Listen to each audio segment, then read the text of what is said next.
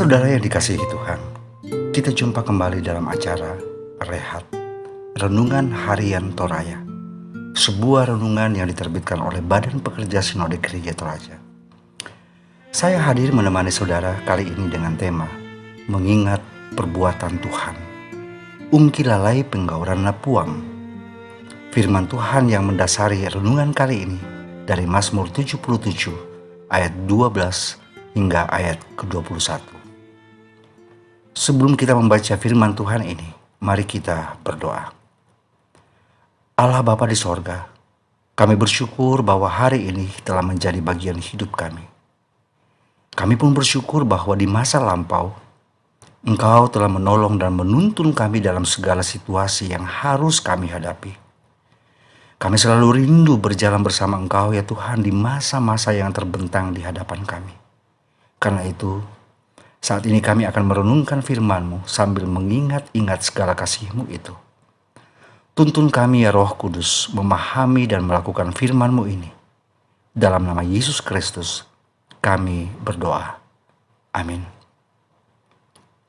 Saudara, beginilah firman Tuhan dari Mazmur 77 ayat 12 hingga 21.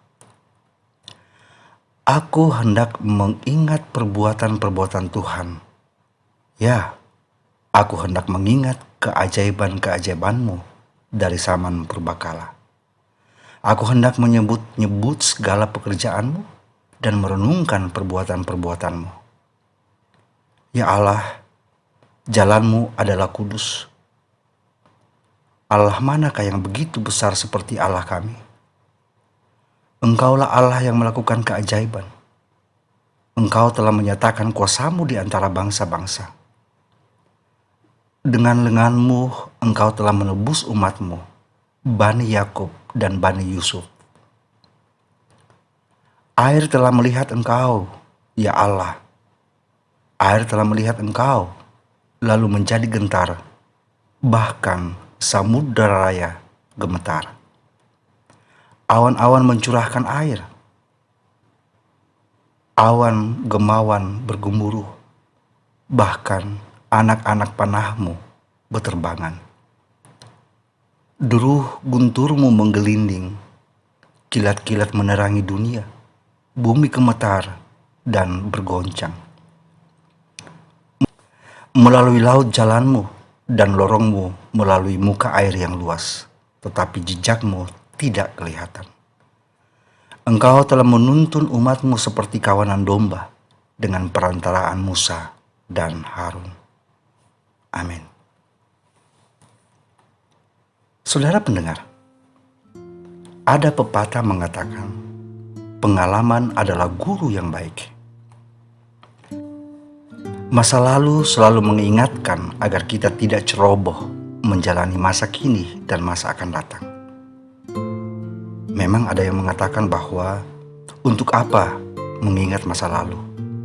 Peristiwa itu sudah lewat.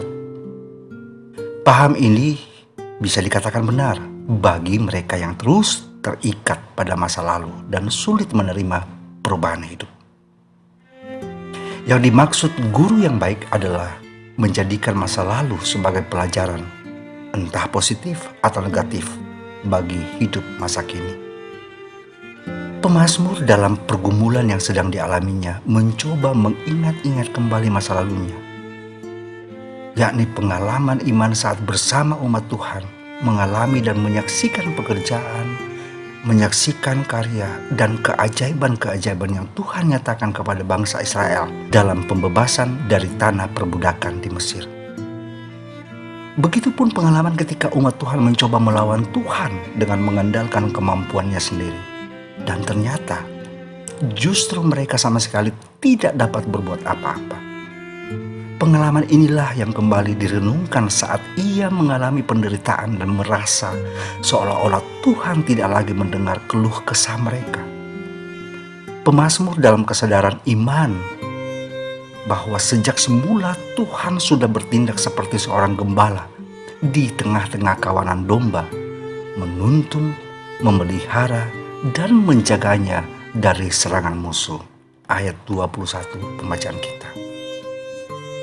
Saudara, Tentu saja kita semua mempunyai pengalaman. Janganlah terikat dengan pengalaman itu, tetapi pengalaman tersebut patut menjadi pengingat untuk menata kehidupan masa kini.